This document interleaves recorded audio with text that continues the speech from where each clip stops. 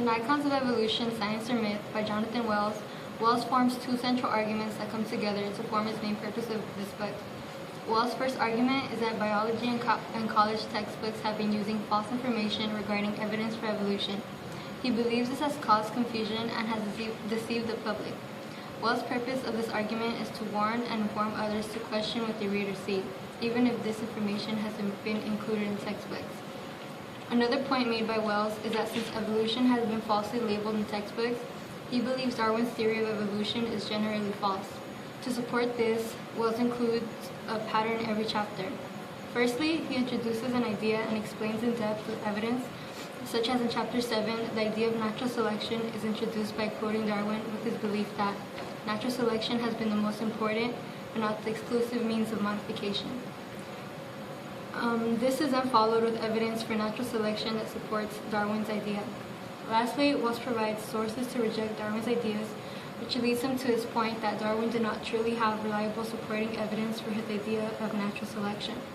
Wells asks the question, if there is such an overwhelming evidence for Darwinian evolution, why do our biology textbooks, science magazines, and television nature documentaries keep recycling the same tired old myths? While reading Icons of Evolution, I noticed that while Wells did include some information supporting both sides to Darwin's evolution, he didn't use an equal amount of evidence to support Darwin's ideas like he did to support his own ideas. Along with this, Wells also used negative connotations, opinions stated as facts, and exaggerations, which shows that he is biased. Okay, my story is Lolita by Vladimir Nabokov. The storyline doesn't really state two central arguments, but you kind of have to throw your own, use your mind a little bit. And to me, the two central arguments was have might argue that Humbert was a pedophile and is taken away from a child's youth. And the second argument was that Dolores would be throwing herself at Humbert, the main character. Okay, so my story is about a middle-aged man who falls in love with a 12-year-old girl, and during the time that he falls in love with her, he marries her mother in order to get close to the daughter.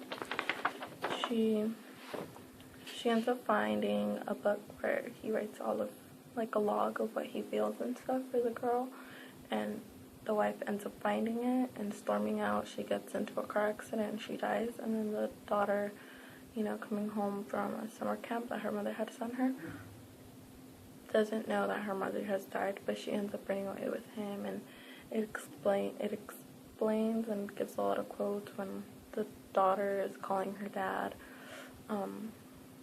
lover and stuff like that. So, but he does call her an infant. For the most part, I think that this book is really biased because the narrator is Humbert, so he's telling most of the story, and there's no way of telling if he could have changed the words a bit. At the end, though, she's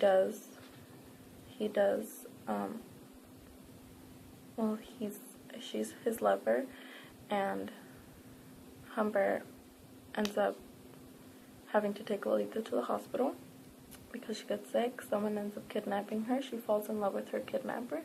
She finds the true meaning of love and becomes pregnant and needs money, so she contacts Humbert again because she's been gone for quite a while, and he begs her to come back to her even though she's not in her infant state anymore. She's much older and mature, but he seems to love her still.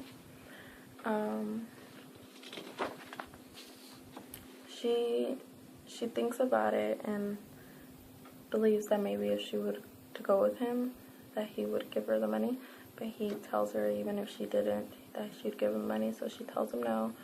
And as mad and sad as he is, he goes and finds this man that kidnapped his love and kills him, and that is why he's on trial. But the main point about this is he was with the young girl, and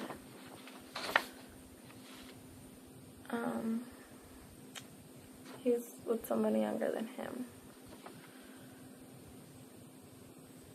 And it's more based on whether he was doing it for his own pleasurable needs and didn't really take into consideration that she was much younger than him and she didn't really know what she was doing. So, yeah.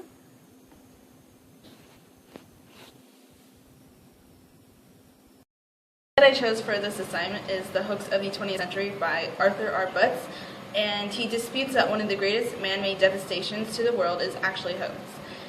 He scrutinizes that the Holocaust concludes much of the evidence supporting the existence is misrepresented and or fabricated. He utilizes a respectful and professional tone as he explains his reasoning as a Holocaust revisionist, someone who denies the genocide of Jews of the Holocaust during World War II. And pretty much the standard way of thinking about the Holocaust is many innocent Jews were persecuted by the Nazi regime during World War II through concentration camps. Butts denies this, and he states that instead of 6 million Jews, there were 6,000 people in concentration camps, or prison pretty much, and that they were mainly political prisoners, ordinary criminals, homosexuals, consensuous objects, and Jews conscripted of labor. And they were just bidding their time, and what happened was, in his words, that lice was rampant through the camps, and they had to shave their heads, looking like concentration camps. And eventually the typhus disease took a toll, and many of them died. And in order to take care of the living, they burnt their dead, and that was seen as concentration camps. And he denies the evidence of any concentration camps, like Auschwitz and Darkway, I can't pronounce it. And he completely overlooks evidence and people, buildings, videos, everything that has to do with concentration camps. And he also believes that the Holocaust is a myth created by the Zionists.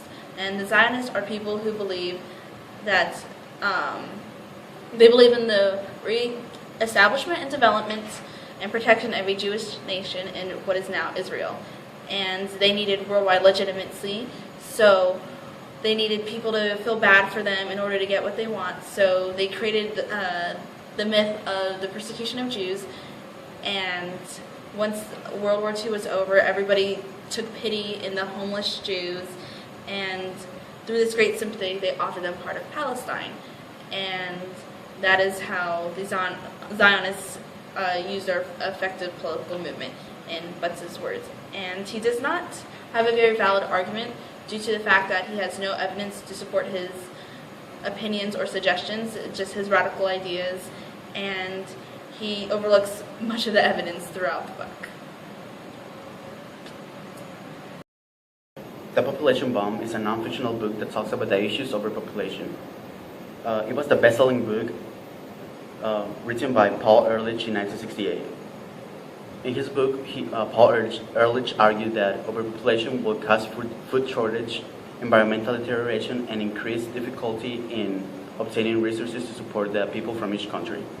Paul Ehrlich argued that an increase in population will lead to an increase in deaths, and his alarming tone scared many people at that time. The book has been criticized in recent decades for its alarming tone and on failed predictions. Ehrlich stands by the basic ideas on his book.